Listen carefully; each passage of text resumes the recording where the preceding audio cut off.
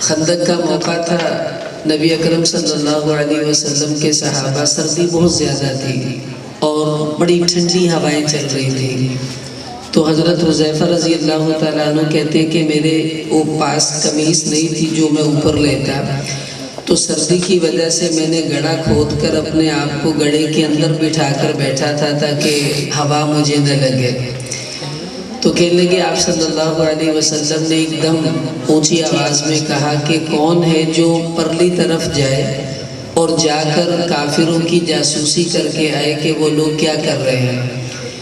تو حذیفہ رضی اللہ عنہ کہنے لگے، میں نے کہا یا اللہ میرا نام نہ لے، کسی اور کا لے دیں، اتنی سردی میں مجھ سے سجایا نہیں جائے گا۔ تو کہنے لگے، آپ نے فرمایا کون جائے گا؟ کوئی نہ بولا۔ پھر آپ نے آواز لگائی، کافروں کی جاسوسی کرنی ہے، کون جائے گا؟ کوئی نہ بولا۔ تو آپ صلی اللہ علیہ وسلم نے فرمایا حذیفہ کدھر ہے؟ تو کہنے لگے، میں نے کہا لو بھی مارے گئے، اتنی سردی ہے، قمیص بھی میرے پاس نہیں، ٹھنڈی ہوا چل رہی ہے۔ لیکن اللہ کے حبیب کا حکم جب آ جاتا تھا تو صحابہ اپنی جانیں بھی قربان کر دیتے تھے۔ تو کہنے لگے میں آ گیا، میں نے کہا جی حاضر ہوں، فرمائیے۔ تو مجھے حضور علیہ السلام نے فرمایا حذیفہ جاؤ جاسوسی کر کے آؤ۔ تو میں نے کہا یا رسول اللہ سردی اتنی زیادہ ہے، میرے پاس تو قمیص بھی کوئی نہیں۔ تو اللہ کے حبیب نے میری کمر پر ہاتھ پھیرا بس، اور یہ فرمایا کہ اے اللہ تو حذیفہ کی سردی کو گرمی سے بدل دے اور اس کی حفاظت فرما۔ کہنے لگے اس کے بعد اتنی ٹھنڈی ہوائیں چل رہی تھیں اور مجھے یوں محسوس ہو رہا تھا کہ موسم میں کوئی سردی نہیں ہے، اور میں وہاں گیا جاسوسی کر کے آیا۔ اب اس دن کی یہ اللہ کے نبی کی محبت کا نتیجہ کیا نکلا کہ حذیفہ رضی اللہ تعالیٰ عنہ کو سر النبی کہا جاتا ہے، یہ اللہ کے نبی کے رازدان ہیں۔ حضور علیہ السلام نے جتنی راز کی باتیں تھیں، منافقین کے نام، قیامت کی نشانیاں، قیامت کے حالات، آنے والے لوگوں میں کون بگڑا ہوگا کون درست ہوگا، یہ سارے احوال حضرت حذیفہ رضی اللہ عنہ کو بتائے۔ اس کی وجہ کیا تھی کہ انہوں نے اللہ کے نبی کی محبت پر اپنی ساری چاہت کو قربان کر دیا تھا، اس وجہ سے ان کو یہ نتیجہ ملا، قیامت تک ان کا نام صحابہ میں بلند ہوا کہ یہ اللہ کے نبی کے رازدان صحابی کہلاتے ہیں۔ دیکھیں محبت جو ہے یہ بڑی عجیب چیز ہوتی ہے، انسان کو تھوڑی سی محبت پستیوں سے اٹھا کے بلندیوں تک پہنچا دیتی ہے، محبت کا تھوڑا سا ذرہ آدمی کو پہاڑ بنا دیتا ہے، محبت کا ایک قطرہ ہزاروں سالوں کی عبادتوں کے سمندر پر بھاری ہو جاتا ہے۔ محبت بڑی عجیب چیز ہے۔ بخاری شریف میں حدیث آتی ہے، ایک صحابی آئے، آ کے عرض کیا متی الساعۃ یا رسول اللہ، اے اللہ کے رسول یہ تو بتائیے کہ قیامت کب آئے گی؟ آپ صلی اللہ علیہ وسلم نے فرمایا کہ ماذا اعددت لہا، کہ بھئی تم نے قیامت کی کیا تیاری کر رکھی ہے جو قیامت کے بارے میں سوال کر رہے ہو؟ ظاہر ہے جس کی تیاری ہو وہی پوچھتا ہے۔ وہ کہنے لگے کہ ما اعددت لہا کثیرا من الصوم والصلاۃ، کہ اے اللہ کے حبیب میرے پاس کوئی بہت زیادہ روزے، بہت زیادہ نمازیں، یہ والا سامان تو نہیں ہے، ہاں وَلَكِنِّي أُحِبُّ اللَّهَ وَرَسُولَهُ، ایک سرمایہ میرے پاس ہے، وہ کیا کہ مجھے اللہ اور اس کے نبی سے محبت بہت زیادہ ہے، بس میرے پلے اور کوئی سامان نہیں ہے۔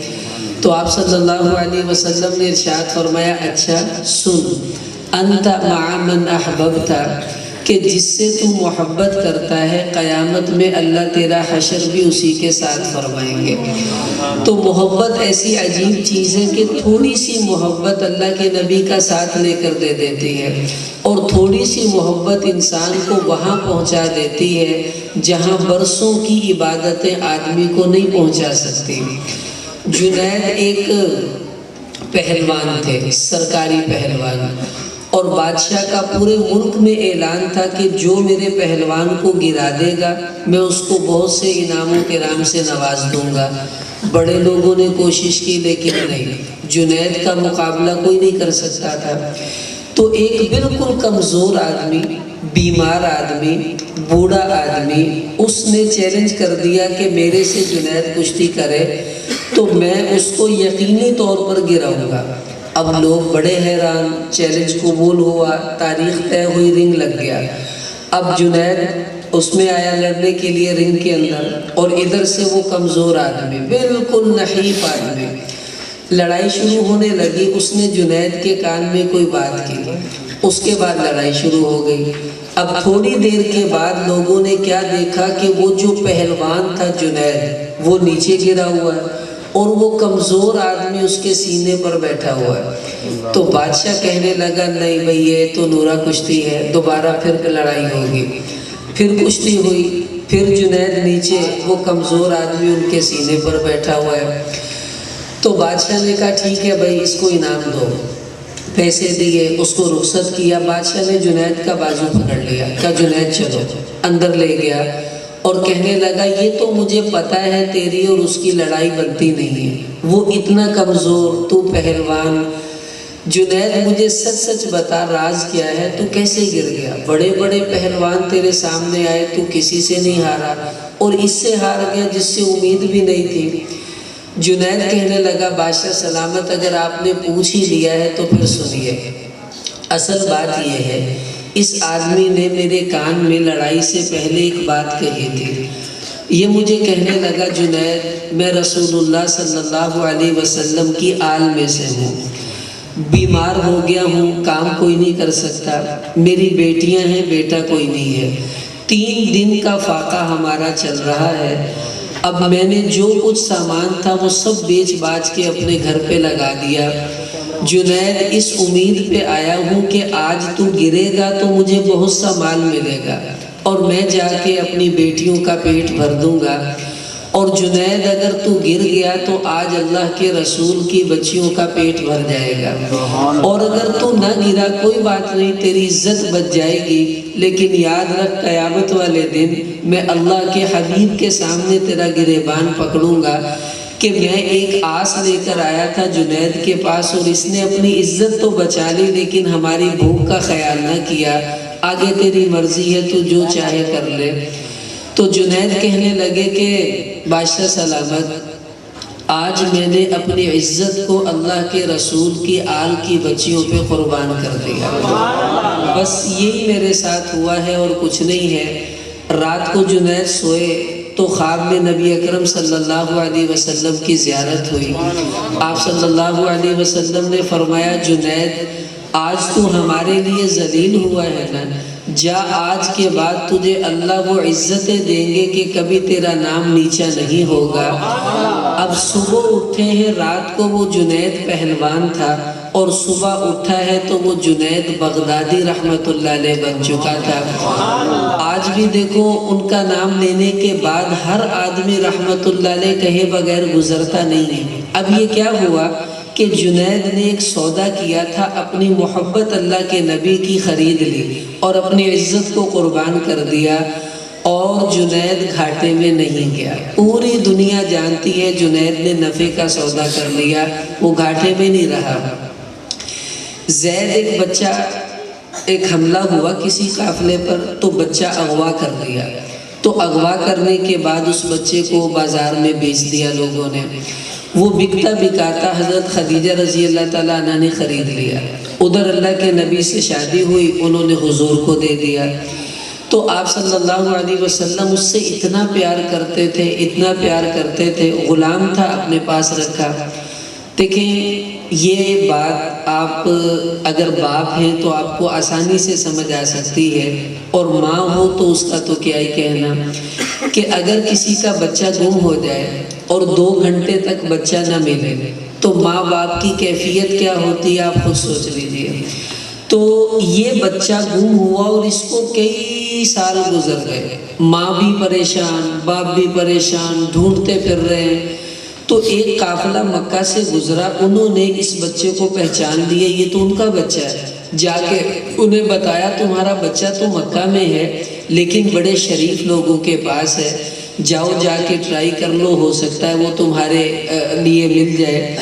اب باپ چچا رشتہ دار اکٹھے ہو کر آگے حضور کی خدمت میں اور کہنے لگے کہ جی بات یہ ہے، ہم آپ کے پاس ایک بڑے ضروری کام سے آئے اور ہمیں امید ہے آپ ہمیں رسوا نہیں کریں گے اور ہمیں ایسے خالی نہیں بھیجیں گے۔ آپ نے فرمایا کہو۔ کہنے لگے ہمارا بچہ آپ کے پاس ہے، ہم وہ لینے کے لیے آئے ہیں، جتنے پیسے آپ چاہتے ہیں لے لیجئے، ہمیں بچہ دے دیجئے۔ آپ علیہ السلام نے فرمایا دیکھو بات یہ ہے، بچے کو بلا لیتے ہیں، اگر جانا چاہے گا تو میں روکوں گا نہیں اور رہنا چاہے گا تو میں اسے بھیجوں گا نہیں۔ انہوں نے کہا یہ تو بڑے انصاف کی بات ہے۔ اب باپ کو پتا تھا میرا بیٹا ہے، مجھے دیکھ کر فوراً چلے گا، تو جو ہی حضور نے اس کو بلایا وہ آ کر آپ کے پاس بیٹھ گیا۔ تو آپ نے فرمایا کہ ان کو پہچانتے ہو؟ تو وہ کہنے لگا ارے میرے ابا جان، توڑ کر گیا اور اپنے باپ کے گلے لگا۔ باپ بھی رویا، بیٹا بھی رویا، چچا بھی رویا، بھتیجا بھی رویا۔ جب رو کے کچھ تسلی ہوئی تو آپ علیہ السلام نے فرمایا کہ زید پتہ ہے یہ کیوں آئے ہیں؟ وہ کہنے لگے جی مجھے تو نہیں پتا۔ اب بچہ اپنے باپ کی گود میں ہے۔ فرمایا یہ تمہیں لینے کے لیے آئے ہیں، جانا چاہو تو میں روکوں گا نہیں، رہنا چاہو تو میں تمہیں بھیجوں گا نہیں۔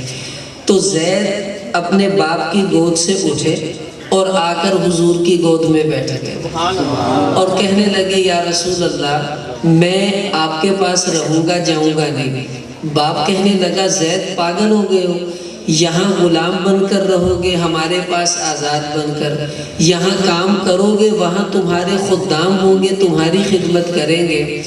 زید کہنے لگے ابا جان آپ کو کیا پتا ان کی غلامی میں جو لذت ہے وہ آزادی میں نہیں ہے، ان کی خدمت میں جو لطف ہے وہ خدمت کروانے میں نہیں ہے۔ تو انہوں نے کہا آپ چلے جائیں، میں یہاں سے نہیں جاؤں گا۔ تو زید رضی اللہ تعالیٰ عنہ کی اس عمل پر اللہ بھی خوش ہوئے، حضور بھی خوش ہوئے۔ حضور نے کیا فرمایا آج کے بعد زید میرا بیٹا ہے، تو آپ نے ان کو زید بن محمد کا لقب دے دیا کہ یہ آج کے بعد میرا بیٹا ہے، یہ لقب ملا۔ ادھر اللہ نے قرآن میں کیا فرمایا، 1.25 لاکھ صحابہ ہیں تقریباً، کسی ایک صحابی کا نام بھی قرآن میں نہیں ہے، صرف اسی بچے کا نام اللہ نے قرآن میں نقل کیا۔ فَلَمَّا قَضَى زَيْدٌ مِّنْهَا وَطَرًا زَوَّجْنَاكَهَا 22واں پارہ ہے۔ اللہ تعالیٰ نے یہ بتایا کہ جو میرے نبی کا سچا عاشق ہوگا اس کا نام میں قیامت تک کے لیے زندہ کروں گا اور لوگ اس کو پڑھتے رہیں گے۔ آج بھی 22واں سپارہ زید کے عشق کا پیغام ہمیں دیتا ہے کہ دیکھو ایک چھوٹا سا بچہ اپنی محبت اللہ کے نبی پر قربان کر دیتا ہے اور اللہ اس کو مقام کیا دے رہے ہیں کہ اس اکیلے کا نام قرآن کے اندر اللہ نے نقل کیا ہے اور کسی صحابی کا نام قرآن میں نہیں ہے۔ تو میں یہی بتانا چاہ رہا تھا شروع سے کہ محبت ایسی زبردست قسم کی سرمایہ ہے کہ جس کو یہ نصیب ہو جاتا ہے وہ تھوڑی سی دیر میں کہیں کا کہیں پہنچ جاتا ہے، برسوں کا سفر وہ چند منٹوں میں طے کر جاتا ہے اور پتہ بھی نہیں چلتا آدمی کہاں سے کہاں پہنچا۔ ربیع بن سلیمان رحمۃ اللہ علیہ بڑے اللہ والوں میں گزرے ہیں، حج کے لیے جا رہے تھے تو راستے میں ایک بستی میں ان کا قافلہ رکا۔ انہوں نے کہا یار مجھے کچھ پیسے دو، میں نے کچھ سامان بازار سے لینا ہے، تو بازار جانے لگے۔ تو ان کے خیمے اور بازار کے درمیان خالی میدان تھا، تو وہاں سے یہ گزرے تو دیکھا کہ ایک مرا ہوا گدھا پڑا ہے، ایک عورت اس گدھے کا گوشت کاٹ کاٹ کے اپنے تھیلے میں ڈال رہی ہے۔ تو کہنے لگے میں بڑا پریشان ہوا کہ یہ کیا ہے، حرام ہے اور یہ اس کا گوشت کھا رہی ہے یا کھلائے گی یا کھائے گی، دونوں ہی مناسب نہیں۔ تو میں اس کا پیچھا کرنے لگا، تو چلتے چلتے وہ عورت ایک گھر میں داخل ہوئی، بڑھیا تھی، تو دروازہ بند کر لیا۔ تو میں نے سوراخ سے جھانک کر دیکھا تو اس نے اپنی بیٹیوں کو وہ تھیلا دیا اور کہنے لگی لو میری بچیوں یہ کھاؤ اور اللہ تعالیٰ کا شکر ادا کرو۔ تو میں نے کہا او اللہ کی بندی بے وقوف، حرام کھلاتی ہے اور پھر کہتی ہے اللہ کا شکر ادا کرو۔ وہ عورت کہنے لگی جاؤ میاں جاؤ اپنا کام کرو، کہاں سے آئے؟ میں نے کہا میں نہیں جاؤں گا، مجھے بتاؤ بات کیا ہے۔ وہ بڑھیا کہنے لگی سنو میں بیوہ ہوں، یہ یتیم بچیاں ہیں، ہم آل رسول میں سے ہیں، ہمارا خاندان اللہ کے نبی کی آل کا ہے۔ اب ہمارے پاس کچھ بھی نہیں ہے، نہ میں کام کر سکتی ہوں، نہ بچیوں کو نکال سکتی ہوں، فاقوں میں زندگی گزر رہی ہے۔ اب بتاؤ ان فاقوں کی حالت میں بھی ہمارے لیے جائز نہیں ہوگا۔ تو ربیع بن سلیمان کہتے ہیں، میں نے کہا ایک منٹ ٹھہرو، میں ابھی آتا ہوں، آپ نے اس کو کھانا نہیں ہے۔ انہوں نے اپنے ساتھیوں سے کہا میرے سارے پیسے واپس کر دو، میں نے حج پہ نہیں جانا، تم چلے جاؤ۔ وہ کہنے لگے پاگل ہو گئے ہو، اتنی دور سے پیدل سفر کر کے آئے ہیں، اب تھوڑا سا سفر رہ گیا ہے اور تم کہتے ہو میں نے حج پہ نہیں جانا۔ انہوں نے کہا بس میں نے کہہ دیا نا مجھے نہیں جانا، میرے پیسے واپس کرو۔ تو انہوں نے ان کے 600 درہم بنتے تھے وہ واپس کر دیے، انہوں نے وہ لیے بازار چلے گئے، ان سے راشن خریدا، چیزیں خریدی، وہ سب ایک تھیلے میں ڈالی اور لا کر اس گڑیا کے دروازے پہ ڈالا۔ کہا اماں یہ اپنی بچیوں کو کھلا، اب اللہ کا شکر ادا کر اور میرے لیے دعا کرنا، میں حج کے لیے آیا تھا، اللہ میرا حج قبول کر لے۔ یہ نہیں بتایا کہ میں جا نہیں رہا۔ خیر یہ وہاں سے واپس ہو لیے، قافلہ حج کے لیے مکہ پہنچ گیا اور ربیع بن سلیمان وہاں بیٹھ گئے آرام سے اپنی جگہ پر۔ اب انہوں نے، کیونکہ اس زمانے میں یہ دستور تھا کہ قافلے آتے تھے، اکیلا آدمی سفر نہیں کر سکتا تھا، اس کو قافلوں کے ساتھ ہی جانا پڑتا تھا۔ اب انہوں نے سوچا یہ جب واپس آئیں گے پھر میں ان کے ساتھ اپنے ملک واپس چلا جاؤں گا۔ وہیں پر مزدوری کرنے لگے، اب حج ہو گیا، قافلے آنے لگے، تو ربیع بن سلیمان شہر سے باہر نکل گئے قافلوں کے استقبال کے لیے۔ پہلا قافلہ آیا، کہنے لگے بھائیو تمہارا حج مبارک ہو، اللہ تمہارا حج قبول فرمائے۔ وہ کہنے لگے خیر مبارک، اللہ تمہارا بھی قبول فرمائے۔ کہنے لگے ہیں۔ اگلا قافلہ آیا، بھائیو حج مبارک ہو، اللہ حج قبول فرمائے۔ وہ کہنے لگے بھائی اللہ تیرا بھی قبول فرمائے۔ میں نے کہا ہے، کہتے ہوتے ہوتے ہر بندہ مجھے مبارکباد دے رہا ہے، جب میرے محلے کے لوگ جن کے ساتھ میں آیا تھا وہ آئے تو میری آنکھوں سے آنسو نکل آئے۔ میں نے کہا تم کتنے خوش قسمت ہو، اللہ کے حبیب کا روضہ بھی دیکھ لیا، اللہ کا گھر بھی دیکھ لیا، اور میں بدنصیب یہاں پڑا رہا۔ تو کہتے وہ کہنے لگے ربیع ہم یار تجھے ایسا نہیں سمجھتے تھے، تو بڑا دھوکے باز آدمی ہے، ہمیں تو کہہ رہا تھا کہ میں نے حج کے لیے نہیں جانا اور تو وہاں ہم سے پہلے پہنچا ہوا۔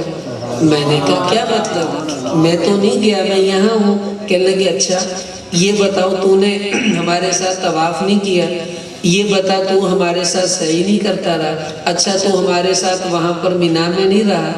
میں نے کہا بھائی میں کب رہا ہوں؟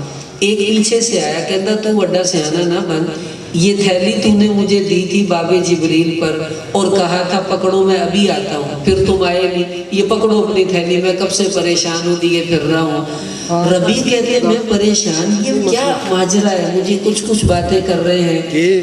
خیر کہنے لگے میں وہ تھیلی رکھی سرہانے اور رات کو سو گیا تو مجھے خواب میں نبی اکرم صلی اللہ علیہ وسلم کی زیارت ہوئی۔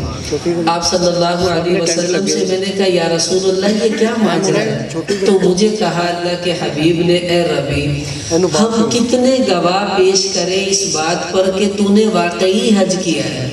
میں نے کہا یا رسول اللہ میں تو گیا ہی نہیں، میں تو یہاں بیٹھا ہوں، کون سا حج، کیسا حج؟ فرمایا سن، جب تو نے میری آل کی بچیوں کی فکر کی اور اپنا مال ان کے اوپر خرچ کر دیا تو اللہ جل جلالہ نے تیری شکل کا ایک فرشتہ پیدا کیا، اس نے تیری طرف سے حج کیا اور قیامت تک وہ تیری طرف سے حج کرتا رہے گا، اور ان لوگوں نے اسی فرشتے کو دیکھا ہے جو یہ تجھے کہہ رہے ہیں۔ کہنے لگے اس کے بعد میرے کندھے پر حضور نے ہاتھ مار کر فرمایا ربیع من عاملنا ربیح، یاد رکھ جو بندہ ہم سے سودا کرتا ہے وہ کبھی گھاٹے میں نہیں رہتا۔ کہنے لگے میں صبح اٹھا تو میں نے تھیلی اٹھائی تو اس تھیلی کے اوپر بھی یہی لکھا ہوا تھا من عاملنا ربیح، کہ جو ہم سے سودا کرتا ہے وہ کبھی گھاٹے میں نہیں رہتا۔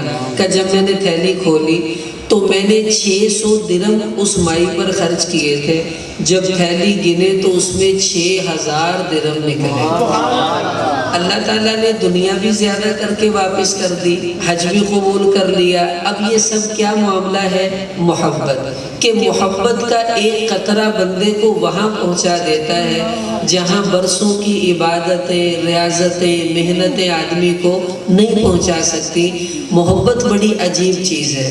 اب دیکھو میرے عزیزوں، محبت میں آدمی 3 چیزیں قربان کرتا ہے، اپنی جان لگاتا ہے، مال خرچ کرتا ہے، اور جب بالکل محبت انتہا پہ آ جاتی ہے تو بندہ اپنی عزت بھی محبت پہ قربان کر دیتا ہے۔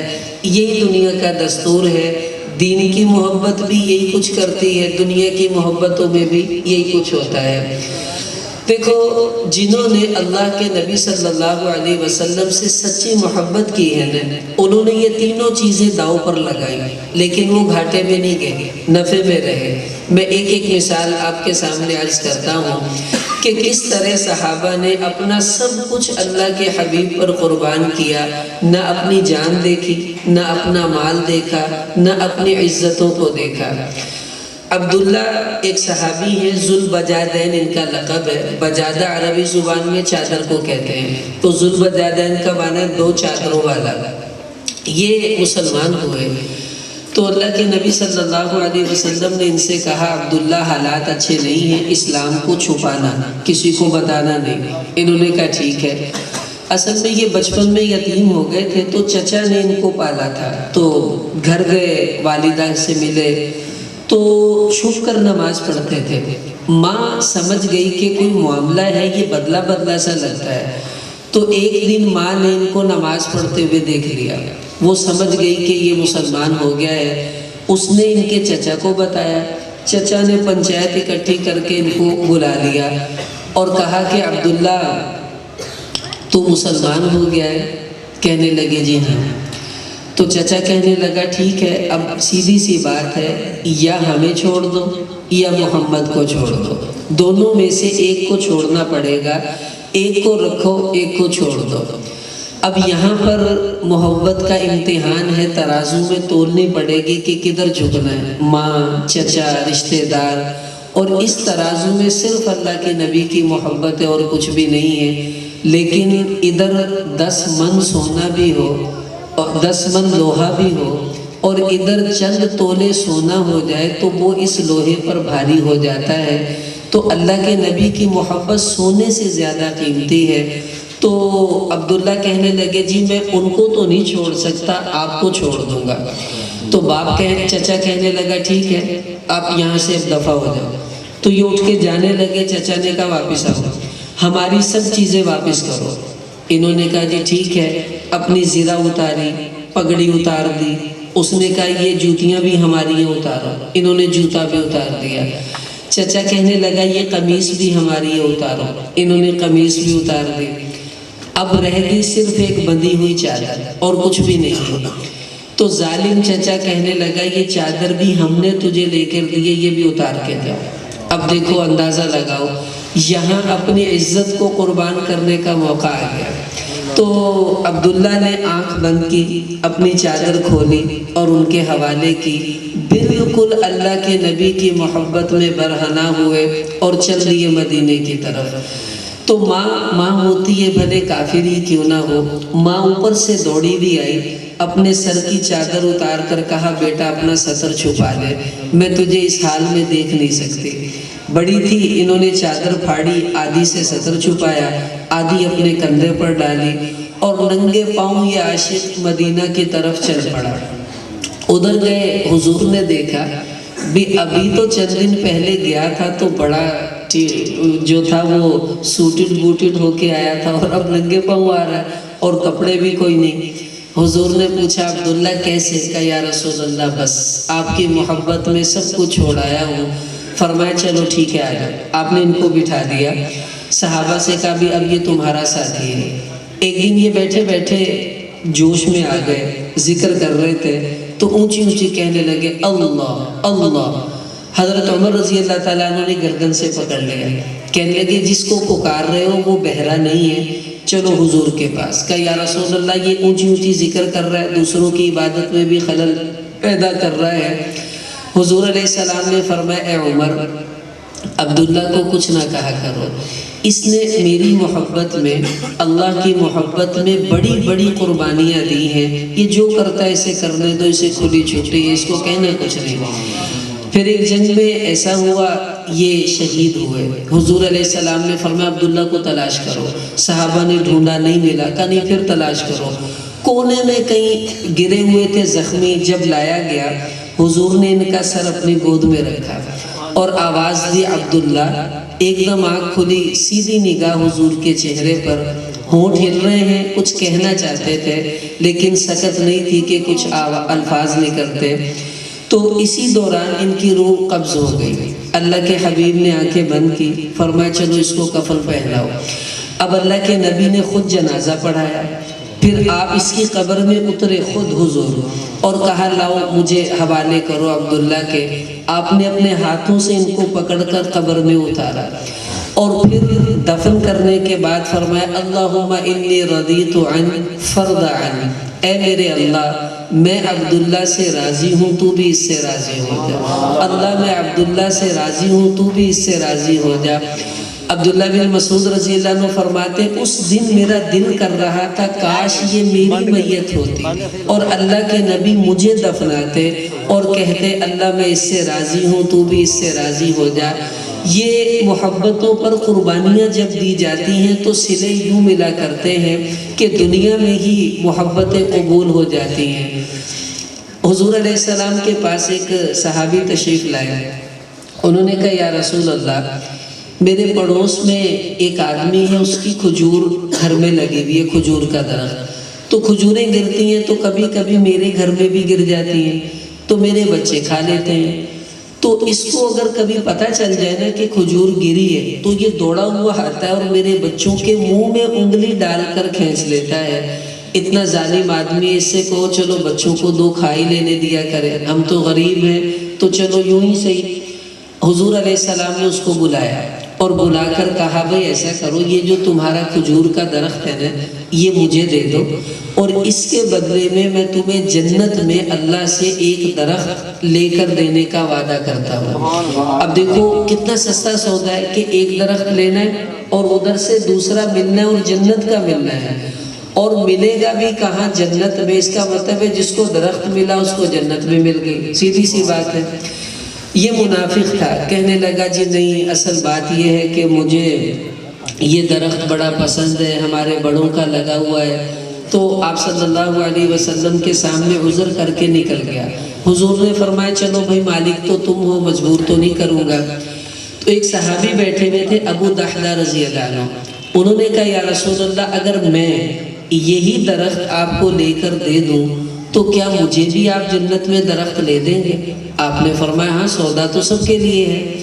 تو یہ اس کے گھر چلے گئے، دستک دے کا میاں یہ درخت مجھے بیچ دو۔ وہ کہنے لگا لو اگر بیچنا ہوتا تمہارے نبی کو دے دیتا، آئے تم بڑے خریدنے، چلو یہاں سے۔ اس نے کہا مجھ سے کاروباری بات کرو، لینا کیا ہے، بس سودا کر میرے ساتھ۔ وہ کہنے لگا جو میں مانگوں گا تم دو گے نہیں۔ کہنے لگے میرے بس میں ہے۔ اس نے کہا تمہارے بس میں تو ہے۔ کہ بتاؤ پھر کیا ہے؟ کہنے لگا وہ جو تمہارا باغ ہے نا کھجوروں کا وہ مجھے دے دو اور یہ درخت لے لو۔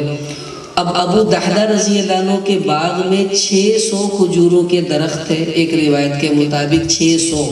اب دیکھو 600 درخت دینے، ایک لینا ہے، وہ بھی رکھنا نہیں ہے، آگے کسی کو دینا ہے۔ عقل کہتی ہے یہ سودا بڑے گھاٹے کا ہے، لیکن شاعر کہتا ہے عقل والوں کے نصیبے میں کہاں شوق جنوں، یہ عشق والے ہیں جو ہر چیز لٹا دیتے ہیں۔ تو ابو دحدہ کہنے لگے ٹھیک ہے بھائی مجھے سودا منظور ہے، وہ باغ تیرا یہ درخت میرا۔ وہ بندہ کہنے لگ گیا بھی ہے تو کوئی کملہ ہی گاہ کا لبیا، ٹھیک ہے اور کی چاہیے، لیکن اسے کیا پتا تھا یہاں محبت کا سودا ہو رہا ہے، درختوں کا نہیں محبت کا سودا ہو رہا ہے۔ تو یہ آ کے اپنے باغ میں پہنچے، بیوی بچے وہیں تھے باغ میں، تو باہر کھڑے ہو کر آواز دی یا ام دحدہ اخرجی، اے ام دحدہ جلدی بچوں کو لے کے باہر نکل آؤ۔ وہ کہنے لگی کیوں؟ کہنے لگے ہم نے یہ باغ اللہ کے نبی کو دے دیا ہے۔ آج کی عورت ہوتی کہندی ایک منٹ تو اندر آ پہلے تینوں میں دس دیا رہنا نہیں تو وڈا صوفی کوئی باغ سی ہوئی تو ادھا کرنا۔ وہ بھی اللہ والی عورتیں تھی، کہنے لگے ربحت یا ابا الدحدہ، اے ابو دحدہ تو نے بڑے نفع کا سودا کیا، اللہ کے نبی کو باغ دے دیا، واہ واہ ہم گھاٹے میں نہیں ہیں۔ اب یہ ابو دحدہ حضور کی خدمت میں آئے کہ یا رسول اللہ وہ درخت میں نے لے لیا ہے، آپ قبول فرمائیں، جس کو چاہیں عنایت کریں۔ حضور علیہ السلام نے پوچھا ابو دحدہ کیسے لے لیا، وہ تو دے نہیں رہا تھا۔ اب میرے جیسا ہوتا تو کیا کہتا، او جی 600 درخت دیتے ہیں کوئی مخول نہیں ہے گا، آہو اسی بھی آ کر تاڑے عاشقہ جو ہے ہمارے یہاں جیسے کوئی ایک فلیکس چھپوا لیتے ہیں، بس جی عاشق رسول ہو گیا، ابھی کیا ہی کہنے۔ عشق اس کو نہیں کہتے، عشق پر تو بھائی بڑا کچھ لگا کرتا ہے۔ اب یہ کہنے لگے جی بس وہ لے لیا، آپ قبول فرمائیں۔ اب حضور پوچھ رہے ہیں، یہ بتا نہیں رہا۔ اخیر اس نے کہا یا رسول اللہ بات یہ ہے کہ میں نے وہ باغ دے دیا ہے 600 درختوں والا، اور تب یہ مجھے ملا ہے، بس آپ قبول فرما لیجئے۔ حضور نے فرمایا ابو دحدہ وہ سودا تو ہمارا کینسل ہو گیا، کہ میں نے کہا تھا بھی تجھے درخت لینا وہ کینسل ہو گیا۔ اب ان کا تو رنگ اڑ گیا کہ یا رسول اللہ ہے وہ کیسے؟ فرمایا میں نے یہ کہا تھا کہ ایک درخت کے بدلے میں ایک درخت ملے گا، وہ کینسل ہو گیا۔ اے ابو دحدہ تجھے مبارک ہو، اللہ نے تجھے ایک ایک درخت کے بدلے میں درخت نہیں بلکہ ایک ایک باغ تجھے جنت میں عطا کر دیا ہے۔ تیرے 600 باغات جنت میں اپنی آنکھوں سے دیکھ رہا ہوں۔ دیکھو محبت آدمی کو یہاں لے جاتی ہے۔ مولانا تشریف لے آئے ہیں، اب بس میں اپنی بات کو ختم کروں گا۔ اب عرض یہ ہے، دیکھو محبت کے تقاضے ہوتے ہیں۔ ماں کی محبت کا تقاضا بیٹا سمجھتا ہے کیا ہوتا ہے، بیوی کی محبت کے تقاضے خاوند سمجھتا ہے کیا ہوتا ہے، اولاد کی محبت کے تقاضے باپ سمجھتا ہے کیا ہوتا ہے۔ لیکن کاش کبھی نبی کی محبت کا تقاضا امتی سمجھ لیتے اور ہم کلمے والے سمجھ لیتے تو ان کو ہم پورا کرتے ہوئے نظر بھی آتے۔ سخت سردی میں صبح صبح کس کا دل کرتا ہے پانی میں کام کرنے کو؟ مزدور بیچارہ سردی ہے لیکن وہ پھر بھی گارے کے بیچ میں اپنی آدھی ٹانگیں گھسا کر ٹھنڈے پانی میں مٹی کا گارا بنا رہا ہے۔ کیوں؟ یہ بیوی کی محبت، ماں کی محبت، بچوں کی محبت اسے مجبور کر رہی ہے کہ یہ کر ورنہ وہ بھوکے مر جائیں گے۔ اور ہمیں نبی کی محبت کبھی راتوں کو اٹھا کر اللہ کے سامنے رونے پر مجبور نہیں کرتی۔ نماز پڑھنا ہمارے لیے دشوار ہوا بیٹھا ہے، بتاؤ یہ محبت کہاں کی محبت ہے؟ مفتی عبدالرشید صاحب رحمۃ اللہ علیہ، ان سے ایک آدمی نے کہا کہ حضرت تہجد میں آنکھ نہیں کھلتی، بتائیں کوئی وظیفہ کوئی نسخہ؟ تو وہ کہنے لگے اچھا یہ بتاؤ جب تمہاری شادی ہوئی تھی تو رات اپنی بیوی سے ملنے کے لیے کوئی الارم لگا کے سوتے تھے؟ کہنے لگے جی نہیں۔ کہ پھر کیسے اٹھتے تھے؟ کہ جی ہوتا آپ بھی آنکھ کھول دیں گے۔ کہنے لگے اچھا اس کا مطلب ہے کہ بیوی کی محبت تو رات کو اٹھاتی ہے لیکن اللہ کی محبت تمہیں رات کو نہیں اٹھاتی۔ اس کا مطلب ہے تمہیں محبت ہے ہی نہیں اللہ سے، ہوتی تو اٹھنا جاتے راتوں کو۔ اب دیکھو مسلمان ہو اور فجر کی نماز نہ پڑھے، اللہ کے نبی کا عاشق ہو اور 5 وقت کا نمازی نہ ہو، اس کا مطلب ہے کہ نام کا عشق ہے، حقیقی عشق موجود نہیں ہے۔ رابعہ بصری ایک شعر پڑھا کرتی تھی کہ تعصی الالہ وانت تظہر حبہ ھذا لعمری فی الفعال بدیع، کہ تو اللہ کی نافرمانیاں بھی کرتا ہے، اس سے محبت کے دعوے بھی کرتا ہے، میری جان کی قسم یہ دعوے تیرے عجیب ہیں۔ لو کان حبک صادقا لأطعتہ فإن المحب لمن يحب مطیع، اگر تو اپنی محبت میں سچا ہوتا تو اللہ اور اس کے نبی کا فرما بردار نظر آتا، کیونکہ عاشق تو اپنے محبوب کا فرما بردار ہوا کرتا ہے۔ اگر عاشق ہے تو نبی کا فرما بردار ہونا چاہیے۔ اب دیکھو آج ہم اس مجلس کی برکت سے یہ نیت کریں کہ آج کے بعد کم سے کم 5 وقت کی نماز کا میں اہتمام کروں گا۔ دیکھو اگر تو عشق ہے اور اس مجلس میں آنے کا ہمیں کچھ فائدہ ہونا چاہیے تو کم سے کم یہ تو ہم نفع اٹھا لیں۔ دیکھو جب غسل دیتے ہیں نا مردے کو، تو اس کو غسل دینے کے بعد جب کفن پہناتے ہیں تو خوشبو لگاتے ہیں مردے کو۔ کہاں لگتی ہے؟ آپ میں سے جس نے کسی کو غسل دیا ہوگا تو اس کو یاد ہوگا، پیشانی پر، ناک پر، ہاتھوں پر، گھٹنوں پر، پاؤں پر، یہاں خوشبو لگاتے ہیں۔ کیوں؟ کیا ہوا؟ باقی جسم پر کیوں نہیں لگاتے؟ اس لیے کہ یہ 7 اعضاء وہ ہیں جو سجدے میں استعمال ہوتے ہیں۔ جب بندہ سجدہ کرتا ہے تو پاؤں، گھٹنے، ہاتھ، ناک، پیشانی سجدے میں لگی ہوئی ہوتی ہے۔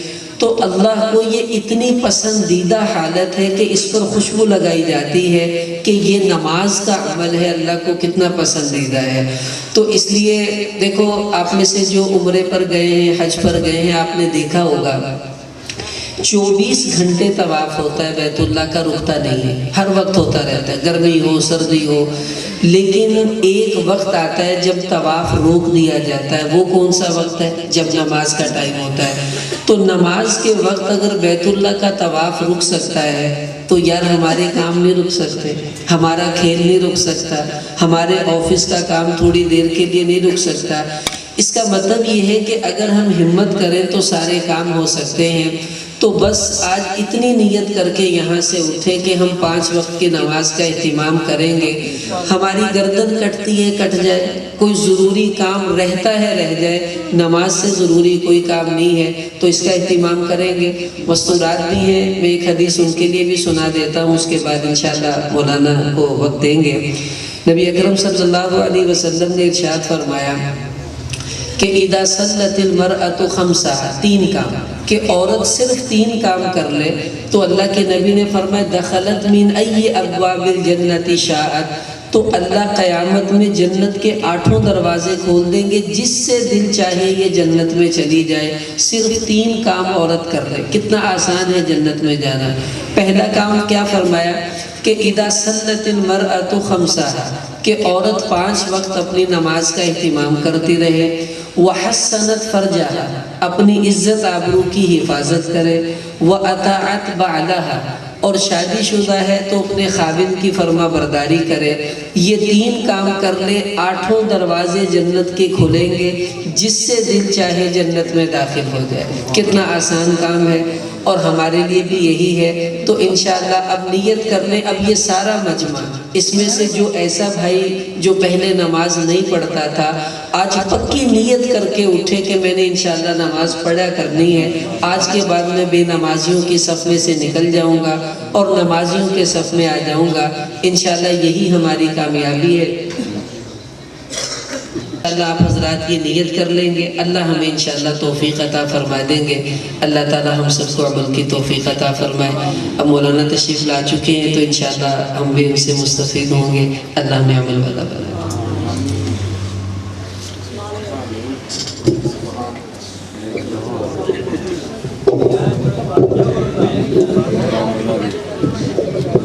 اسی دوران ہمارے اسٹیج پہ ملک پاکستان کے مایہ ناز نعت خوان رسول حضرت مولانا شاہ عمران عارفی صاحب، چیئرمین بزم حسان پاکستان، آپ کے سامنے اسٹیج پہ جلوہ فروز ہیں۔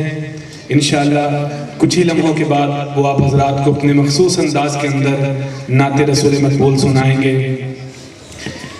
آقا کی ولادت کے حوالے سے اس محفل کو منعقد کیا گیا۔ شاعر کہتا ہے وہ صبح ربی کی سحر کا اجالا، وہ صبح ربی کی سحر کا اجالا، وہ جس کو بہاروں نے صدیوں میں پالا، جسے حق نے خود آپ سانچے میں ڈالا، وہ جس نے اندھیروں سے ہم کو نکالا، وہ برکت کا پرتو رحمت کا جالا، وہ آدم تا عیسیٰ سبھی کا حوالہ، فلک چاند سورج ستارے گواہ ہے، زمین کے یہ رنگی نظارے گواہ ہے، وہ آیا ہے جس نے جہاں کو سنبھالا، حسن کی نزاکت امنگوں کی مالا، وہ ہر نوری بشری سے بہتر و بالا، جو سمجھے تو کوئی اسے ہوش والا، وہ آدم نے اپنی نگاہوں میں دیکھا، وہ آدم نے اپنی نگاہوں میں دیکھا، وہ آدم نے اپنی نگاہوں میں دیکھا، وہ محبوب کونوں مکان آ گیا ہے، ہیرا سے وصول فران آ گیا ہے، خدا کا زمین پر بیان آ گیا ہے، مومن ایجاد و ایمان آ گیا ہے، روایت بتانے حسان آ گیا ہے، سارے کا سارا قرآن آ گیا ہے۔ سارے کا سارا قرآن آ گیا ہے. اور ایک شاعر کہتا ہے تجلی جو انسان کی صورت میں چمکی وہ صورت کے قرآن کی صورت میں چمکی. وہ چہرہ تھا ان کا کہ نور جلی تھا. وہ جس میں معطر بھی کیا سنگلی تھا. وہ آنکھوں میں ڈورے تھے مازاق والے. وہ ہونٹوں پہ الفاظ ابلاغ والے. وہ بولے تو پھولوں کو مسکان بخشے. وہ دیکھے تو فطرت کو ایمان بخشے. وہ آبے دہن تھا یا آبے شفا تھا. دہن میں خدا جانے کیا ذائقہ تھا. نگاہوں میں عفت کی شمع تھی روشن. جبی پر نبوت کی گرنے تھی روشن. ذرا دنیالی تھی زلفے نبی کی. بہت ہی مثالی تھی زلفے نبی کی. ہمیشہ صداقت پہ قائم تھا لہجہ. وہ پھولوں سے بڑھ کر ملائم تھا لہجہ. وہ پاکیزہ سانچے میں پالے گئے تھے. وہ کتنی محبت میں پالے گئے تھے. کبھی جب محبت سے وہ دیکھتے تھے تو کتنی مربت سے وہ دیکھتے تھے. بہت عاجزی سے وہ چلتے زمین پر مگر ان کا چرچا تھا عرش بری پر. مگر ان کا چرچا تھا عرش بری پر. خدا نے انہیں ایسا راضی کیا ہے کہ ہر سو انہیں کا ہی تذکرہ ہے. خدا نے انہیں ایسا راضی کیا ہے کہ ہر سو انہیں کا ہی تذکرہ ہے. حضرات ذی وقار اسی تذکرے کو آپ حضرات کے سامنے میں اپنے بہت خوبصورت مہمان کو دعوت دے رہا ہوں. ملک پاکستان کے صف اول کے نعت خوان ہیں. میری اور آپ کی خوش نصیبی ہے یہ آج ہمارے درمیان میں ہے. اللہ رب العزت ان کی آواز میں ان کی زندگی میں اور ان کے علم میں برکتیں نصیب فرمائے. میں مؤدبانہ گزارش کرتا ہوں حضرت مولانا شاہ عمران عارفی صاحب سے وہ آپ حضرات کے سامنے اپنے مخصوص انداز کے اندر نعت رسول مقبول سنائیں گے. نعرہ تکبیر نعرہ تکبیر ختم نبوت. حضرت مولانا شاہ عمران عارفی صاحب.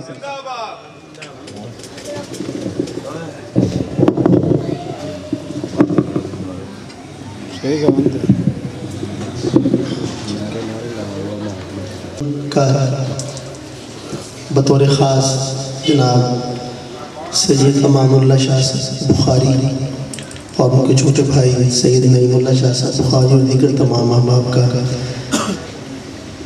کہ 5 سال کے بعد آپ حضرات سے ایک مرتبہ پھر ملاقات کا موقع دیا. مجھے یاد پڑتا ہے کہ آخری مرتبہ 2013 میں ہوا تھا 15 میں 12 3 سال تو گزر گئے. تو الحمدللہ اللہ تعالیٰ ہمارا بیٹھنا قبول فرمائے.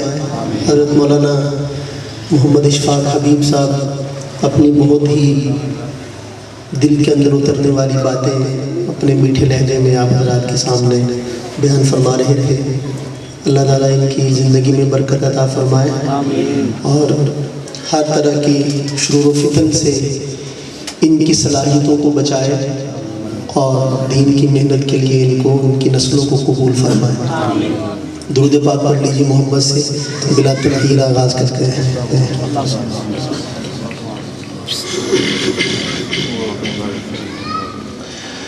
سحر کا وقت تھا معصوم کلیاں مسکراتی تھی.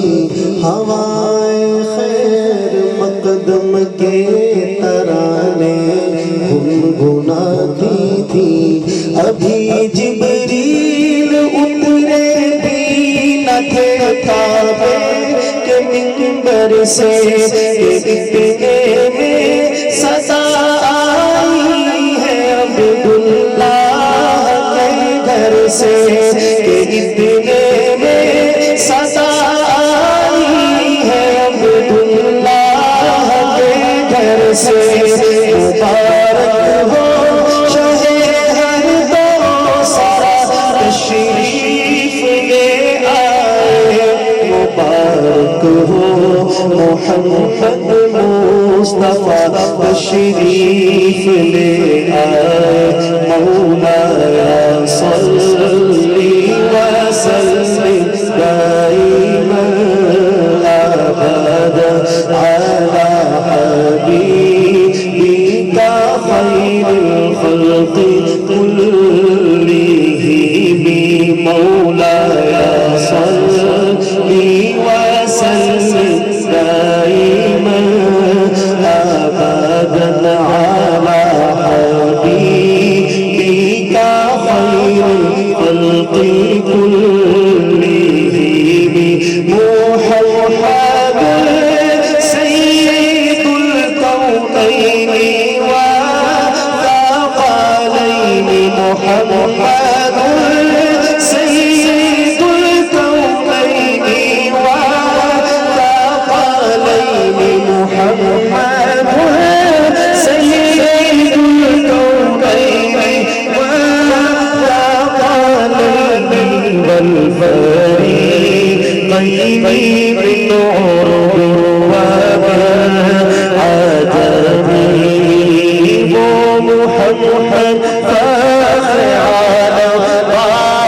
شاہ سو جا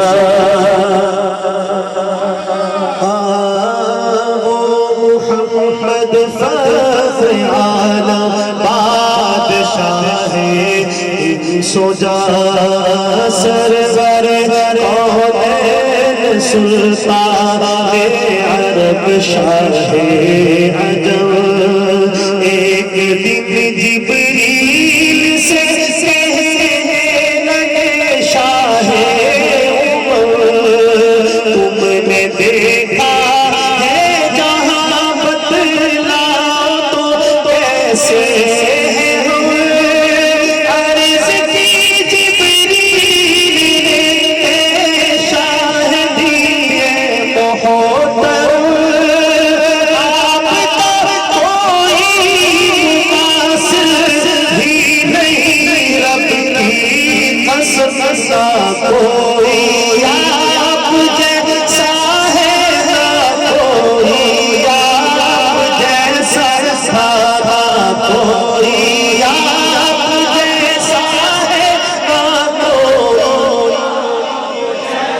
یقین محمد سے بلند نواز سے پھر کر نہ کوئی آپ جیسا ہے نہ کوئی آپ جیسا تھا نہ کوئی آپ جیسا ہے نہ کوئی آپ جیسا تھا کوئی یوسف سے مجھے مصطفیٰ کا دوست ایسا تھا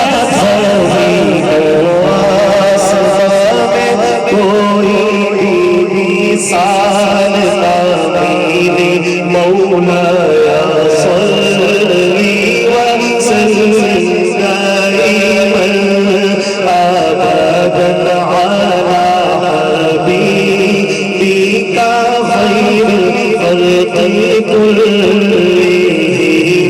هو الحبيب الذي ترجى شفاعته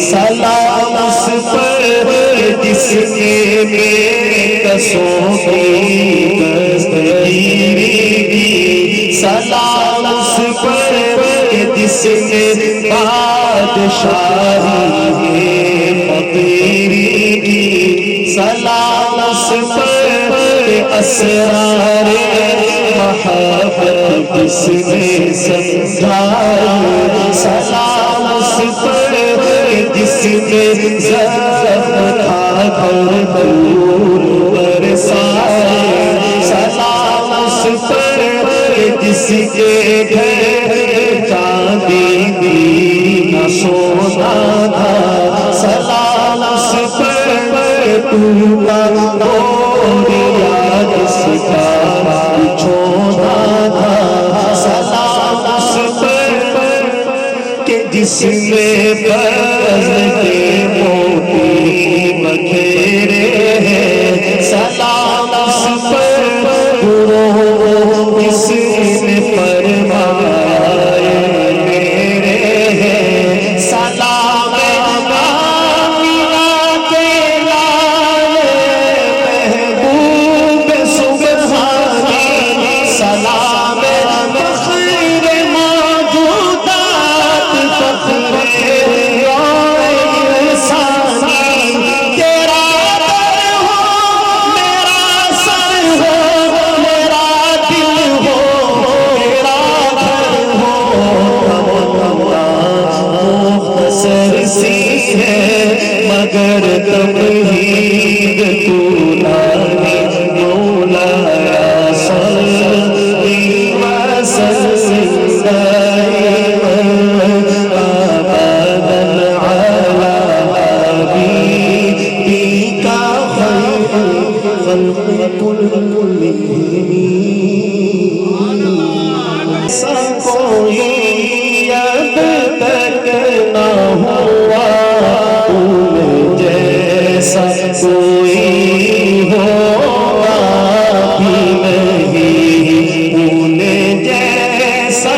کوئی اب تک نہ ہوا، ان جیسا کوئی ہوگا ہی نہیں، ان جیسا کوئی اب تک نہ ہوا، ان جیسا کوئی ہوگا ہی نہیں، اس کمل پوش کے میں قربان، اس کمل پوش کے میں قربان، سیرت بھی حسین صورت بھی حسین، سبحان اللہ سبحان اللہ سبحان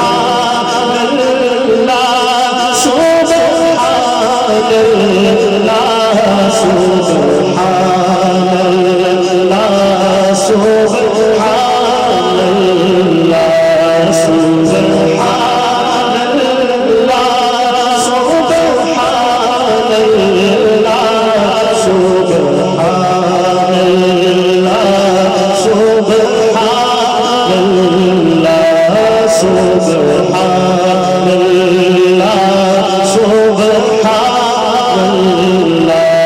سبحان اللہ سبحان اللہ سبحان اللہ۔ گزارش یہ ہے کیونکہ تو میں درخواست کروں گا آپ حضرات سے کہ کوئی دھیمے دھیمے لے، کوئی ضروری نہیں ہے کہ آپ اتنی بلند آواز سے پڑھیں کہ صبح آپ کو لال شربت پینا پڑے میری طرح، ایسا بھی نہیں، لیکن تھوڑا تھوڑا ایسے پتہ چلے کہ رسول پاک کے دیوانے جمع ہیں، استغنا کے ساتھ بیٹھنا اس مجلس کی شان نہیں، محبت کے ساتھ سبحان اللہ سبحان اللہ سبحان اللہ سبحان اللہ سبحان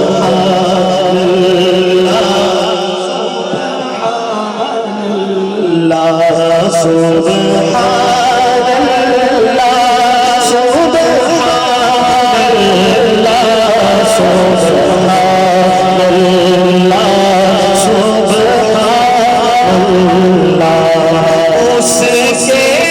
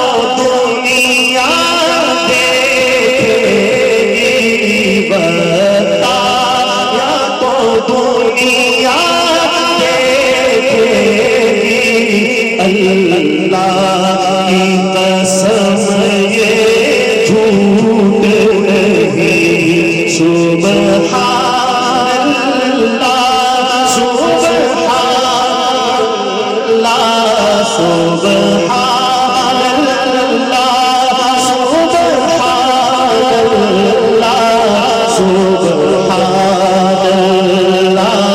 سبحان اللہ سبحان اللہ سبحان اللہ یہ میرا قلم یہ میری زبان صاف کرے کیا تیرے بیان یہ میرا قلم یہ میری زبان صاف کرے کیا تیرے بیان صدیقہ نے سچ فرمایا ہے صدیقہ نے سچ فرمایا ہے خلق اس کا